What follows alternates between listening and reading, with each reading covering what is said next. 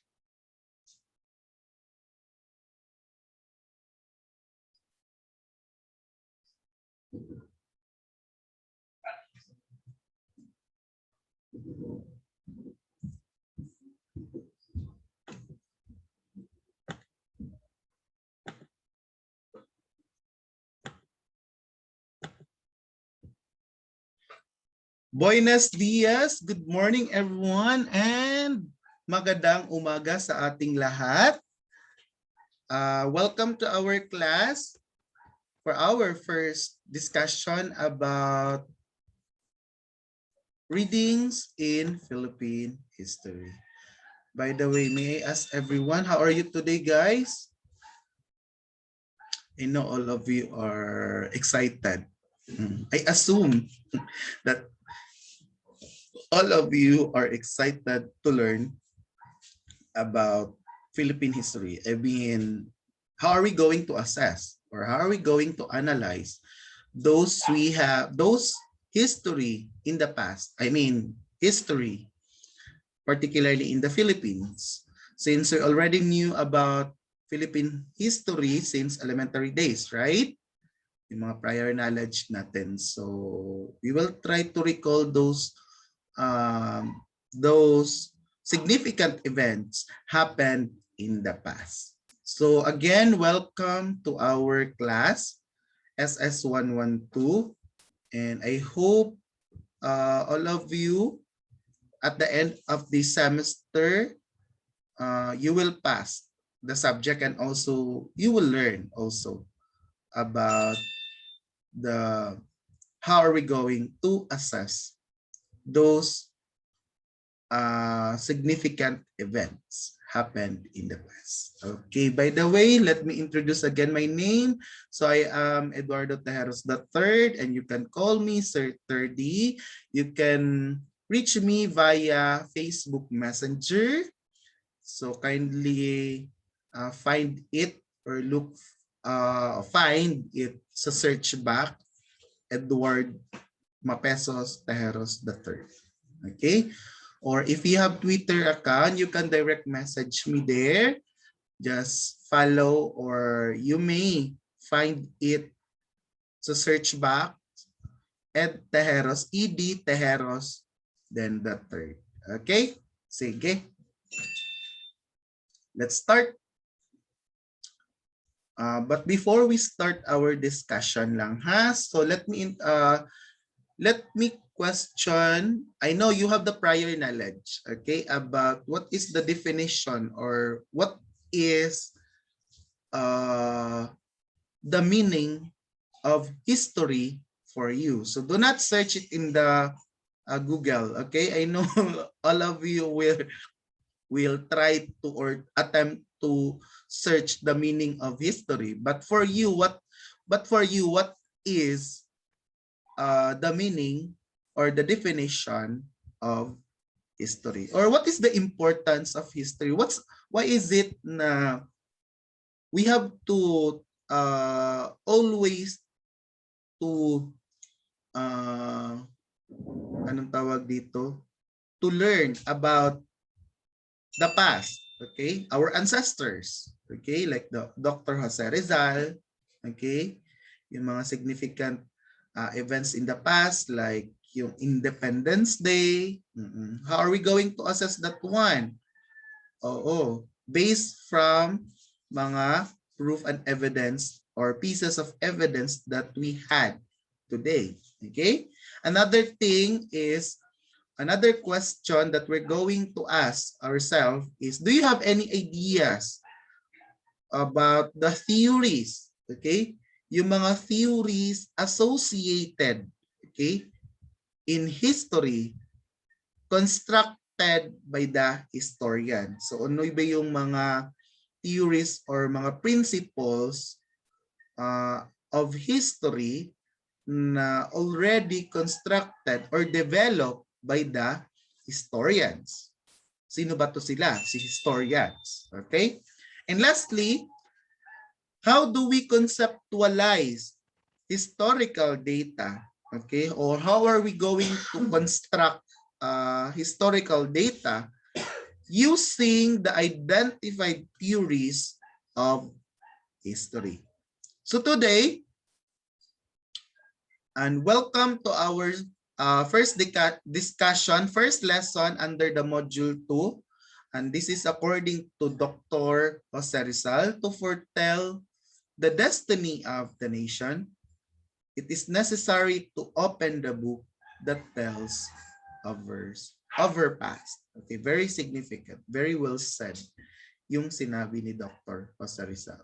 Okay, that is why the importance in reading in Philippine history shall be considered in the curriculum, particularly in the tertiary education. Kasi if you can notice, di ba, there are blog that most of us Filipinos don't know about the significant events, like significant dates, like the Bonifacio Day, di ba? If you can notice sa YouTube, you can find it sa YouTube, and then sa Facebook, yung mga video sa feed, sa news feed. So, magkatawa daw funny. However, funny kay siya. However, we have to realize the importance of such date. Kasi ipinaglaban tayo ng ating mga bayani. So, hindi natin nakamit ang kasarinlan kung di dahil sa kanila. Sa kanilang pagsusumikap na makamit ang kasarinlan ng Pilipinas. Hashtag atin ang Pilipinas, Char. Bitaw. Sige, our learning objectives there are 3 that we have to achieve for this morning. We have to discuss the meaning of history and then differentiate theories constructed by historians in investigating history. Okay? So we will find out what are those theories developed. Construct samples of historical data using different theories of history. Okay. Okay. I want you to reflect on the statement of George Orwell and he stated that who controls the present controls the past, and who controls the past controls the future. Okay? So do you have any comment about this one? So feel free to comment about this through our comment section, so you can post your reaction about his statement. So basically, based from the statement that those in control, which is tayo, okay, determine the past, the present, and also the future. So what will be our decision today will affect our will affect the result or the outcome tomorrow. Am I correct? Do you agree? 'Di ba? Kung sino daw ang may control ngayon sa mga desisyon, it will affect the future's outcome. Okay? If you can control the present, so you can rewrite the past, right?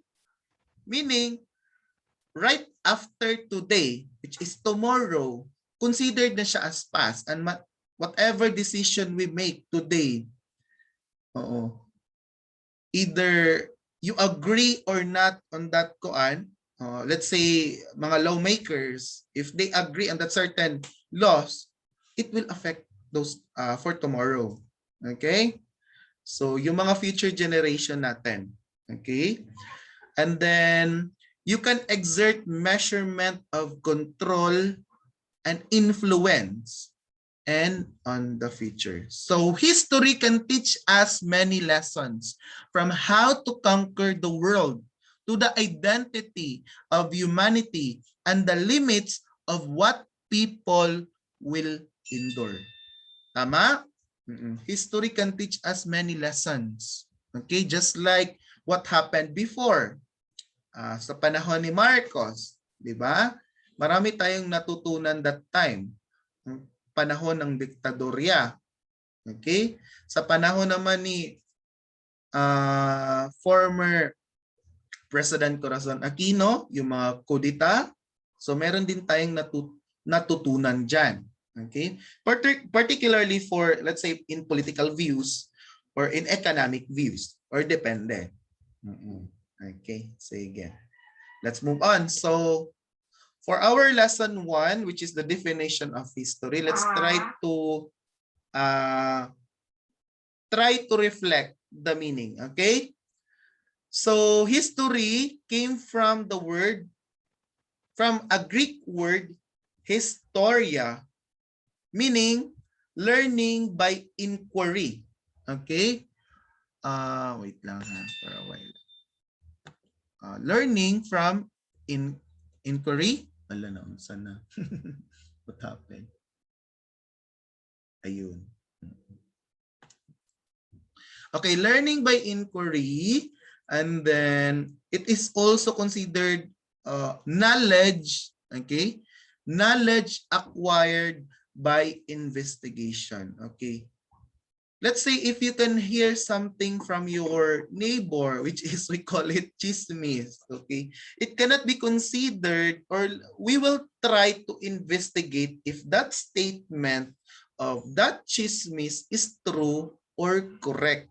Dili kay pwede giingon manggod ni kuan ganito an ganyan. So you have to investigate the source of information and some evidences nga nag-provide about atong particular na statement, kung tinuod or not. Okay? So it is a systematic accounting of a set of a natural phenomena that is taking into consideration that chronological arrangement of the account. So take note, chronological arrangement. So meaning, you may start gathering facts from the beginning, during, and then the end of that particular event. Kuha? So on the other side daw, the events occurring before written record considered prehistoric, so an umbrella term that relates to past events, excuse me, as well as the memory, discovery, collection, organization, presentation, and the interpretation of information about these events. And those writer who write the history are called the historians. Okay. So sila yung mga nagsulat about history. So those who write on that particular event are called historian. Okay. Dito tayo kay, let's try to analyze then the meaning given by Anderson, John Anderson, 1876, under the Book of Manual of General History. According to him, narration daw, history is a narration of the events which have happened among mankind, including the account of the rise and the fall of the nations, as well as of the other great changes which have affected the political and social condition of the human race. Mugani sometimes mingunta nga ana murag dati we as the voter, okay, dati usually kung kinsa ang ilado, kung kinsa itong nakita sa mga advertisement, those already in the position kay usually ana ang trend before, okay? Ana ang trend before, we usually vote for them, okay? However, today we learned our lesson based from the past. Okay, nakuha? Kasi we try as voter, we try to assess those mga katong aspiring candidates for the election. We try to assess them. Kung sa man ang ilahang mga parang gina-background check natin. Like for example, the educational attainment and also his mga affiliation, government affiliation and whatsoever. So dagan natag mga criteria. So na mura natag very kuha na kay ta as voters, okay? Na natay ginaset na criteria in determining who will choose or who among those candidates ang atong i-choose for the upcoming election. Diba? So it will affect the political and social condition of the human race. Okay, according to Aristotle, Greek philosopher, we are very familiar with Aristotle, okay? A Greek philosopher who looked upon history as the systematic accounting of a set of natural phenomena, considering the chronological arrangement of the account. Okay, kindly take note, chronological as arrangement. That's according to Aristotle. So meaning, dili siya pwede na you're going to get information lang, katong based lang sa imuhang na-discover. You have to determine the beginning or kung sa exam pa na, kung sa test pa na, sa experimental study, you have to naatay pre, during, o post-test. Diba? Kung sa kuan pa na, kung sa narrative kasi I'm doing my narrative study during my graduate studies, okay? So mag-start ang imuhang narrative from before, during, ug after the event. Gets? Okay? If you agree with me, kindly type sa section, I mean the comment section na yes, Y-E-S. Okay.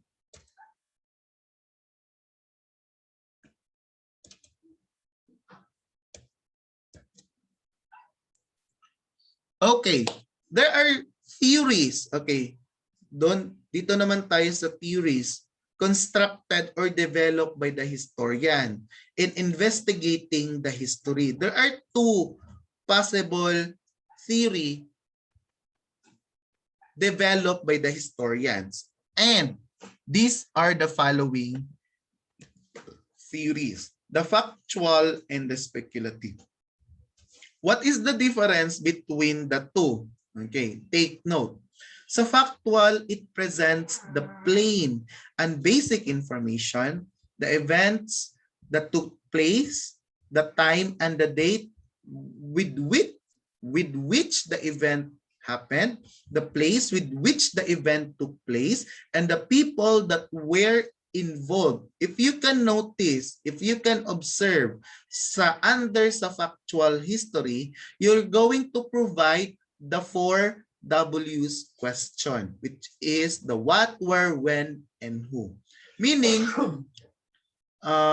you're going to ask or to provide information or to to find or determine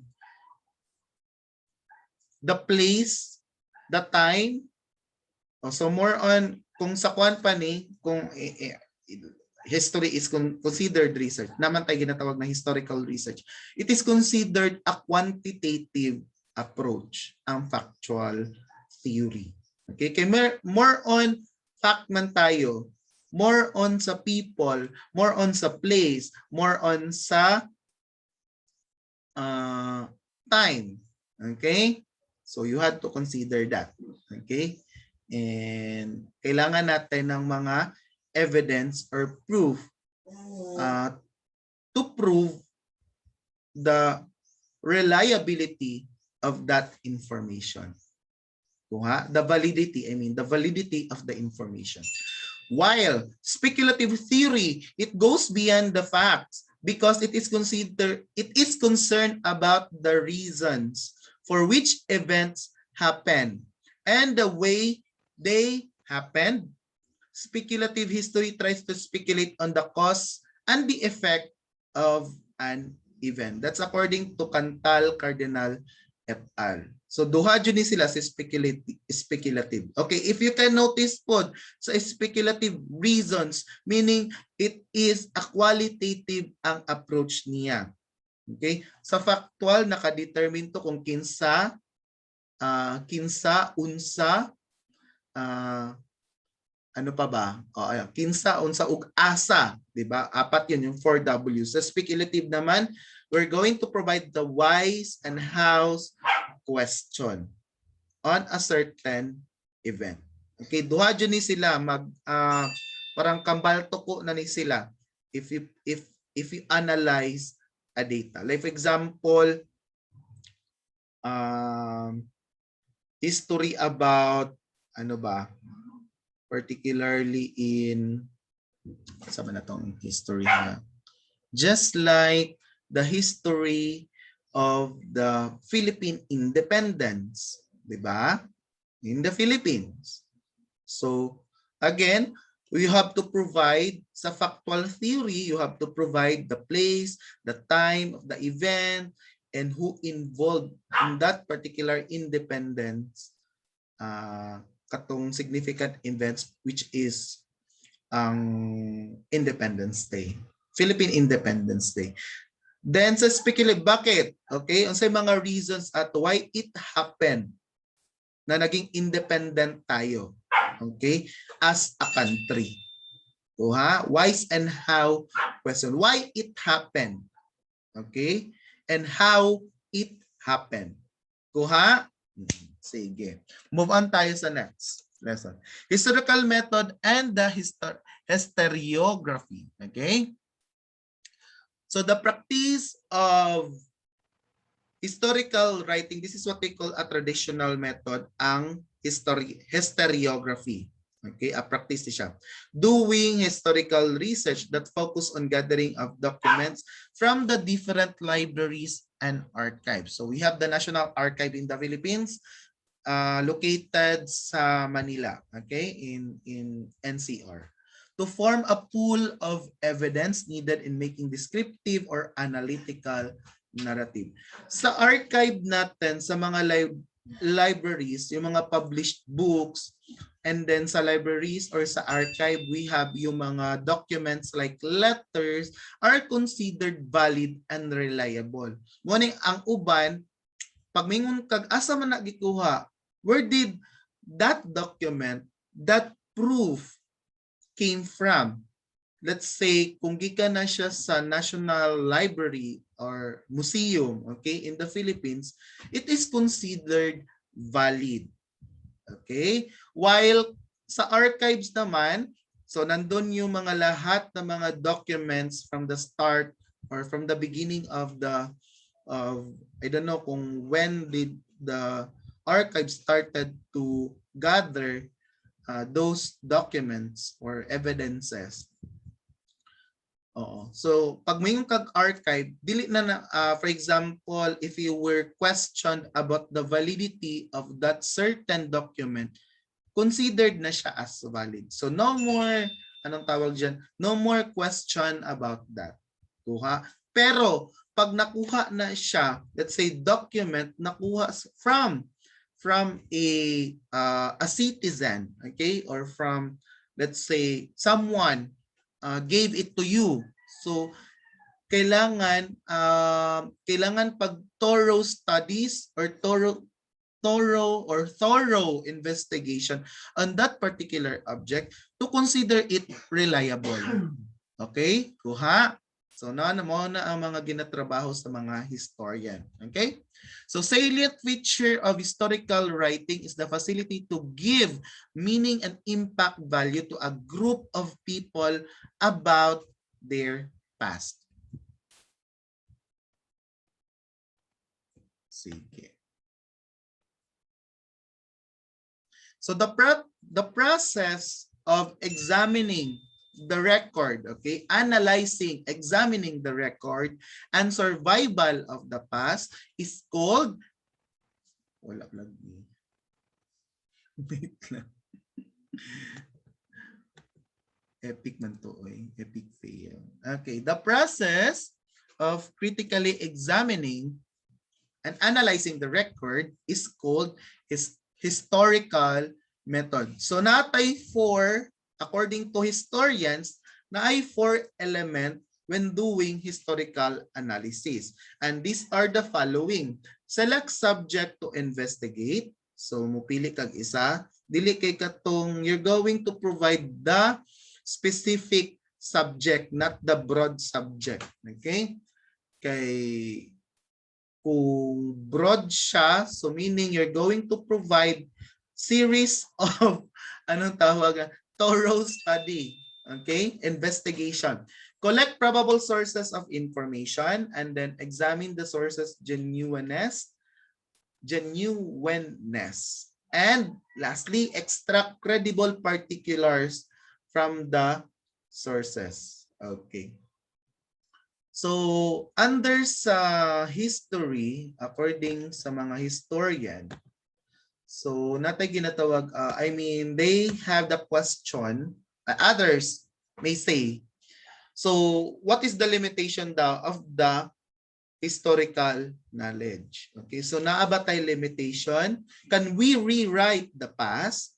Okay, the answer is the incompleteness of records has limited man's knowledge of history. Okay? Possible that we can rewrite the past. Possible. Based from the available data that we gather. So, pwede yan. We can rewrite the past. Mag-determine siya sa available na data. Kasi as of today, napatay mga discovery.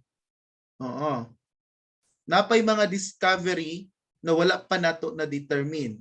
Okay? So, from the mga natural calamities, so possible yan, either natabunan na or depende, or others nasa ilalim na ng lupa, so kailangan bungkalin, pero we don't know kung nasaan. Okay? Particularly in the Philippines kasi dati manggod yung mga ancestor walang pakialam sa ating yung mga bagay na mga significant na mga object na pwede natin mapamana sa mga future generation. Just like the issue, okay? Let's consider natin yung issue ng unang misa sa Pilipinas kasi debatable siya until today. Diba? There are two claimants about the first mass in the Philippines, either in Limasawa in Leyte or in Mindanao in Masao. But according to the National Historical Commission of the Philippines, NHCP, settled the controversy as of this moment. based from the facts that they gathered, that the official site of the 1521 Easter Sunday Mass in the country, kasi which is we celebrate the quintencentennial for the Catholics, ang pagiging Katoliko, the Catholicism in the Philippines, favoring to Limasawa in southern Leyte instead of Masao in Butuan. Okay. So according to Dr. Rene Escalante, the chairman of the NHCP, so he cited under the Antonio Pegafetta, the katong iyahang chronicler of the Magellan Franco expedition, who wrote the first mass happened on March 31, 1521. Okay. So meaning, dito naka-indicate or nag-favor, kay mao pa man to ang basis or considered as reliable yung kay Antonio Pigafetta na book. Okay? So as of today, the first mass is considered in Limasawa, Leyte. Okay. So dagan pa kay mga discovery, dagan mga debatable na mga issues or concern associated sa ating history. Okay? Na mag-claim pod sa Masao kasi they have their claim pod. Napod sila evidence. However, wala pa mo siya considered reliable and then wala pa conclusion or dili pa siya conclusive because kailangan pa i-determine yung mga proof na doon, yung mga secondary sources natin. And also the primary, consider din yan. So history as the subject process of recreation. Historians strive to restore the total past of mankind. So what is the objective of the historian? Yung verisimilitude. Char, correct ba? Verisimilitude, the truth, there are three. Objective, the truth, authenticity, and the plausibility about the past. So mauna ang ilahang objective as a historian in determining the correctness of the history of that certain particular event. So, subjective ang process as documents and relics are scattered. Kay, let's say, yung mga ruins, okay? Mga ruins natin in the Philippines. So, most likely, madami yan sila. Okay? And only few pa lang ang nag-gather. Okay? So, nagka-scatter yan. And do not together comprise the total object that the historian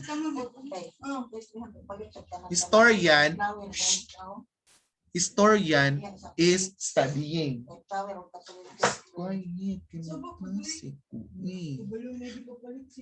Naka-record mo ko.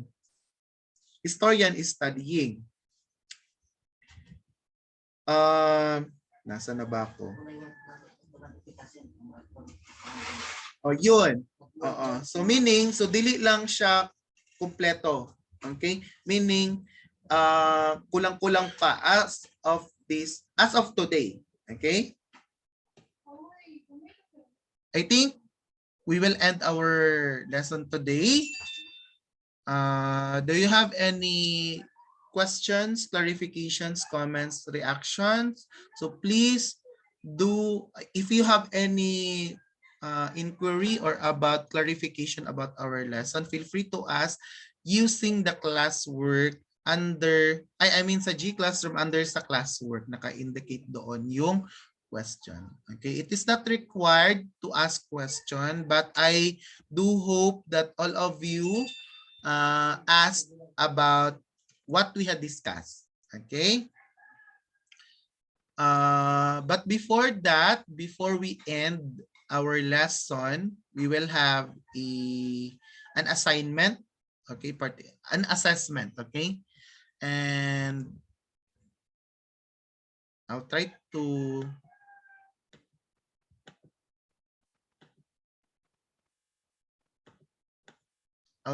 project that one. Okay. Para meron kayong idea.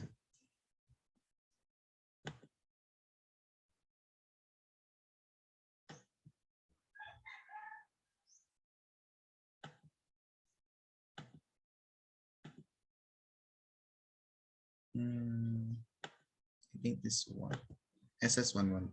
So you have to provide the assignment number, the module, then module number, your name, full name, degree, ID number, email address, year and section, your contact number, and your instructor's name. Okay. There are two parts of our assignment. The first part is you have to list down the difference between factual and speculative. And the second one is we're going to provide isa lang ha, isang historical event happened in the Philippines. Okay? And then determine the factual and the speculative history under that particular event. Okay, please take note about the file name. Okay, kindly indicate the last name, the course year, and the assigned one.dnsa. So kindly check the file name ha. Please indicate your last name and the course year. Okay, and small letters.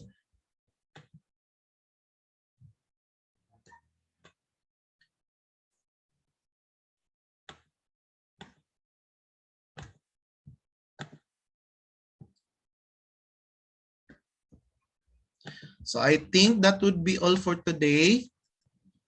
So did you learn something today? I hope so. I hope so. I know that you're equipped with the preliminaries on the subject, which is the meaning of the history and also the theories associated with history constructed by the historian, and also provide a historical data for that particular significant event. Okay. So thank you so much for listening, and God bless, and see you next meeting. Have a nice day and God bless, and stay safe. Bye-bye and good morning.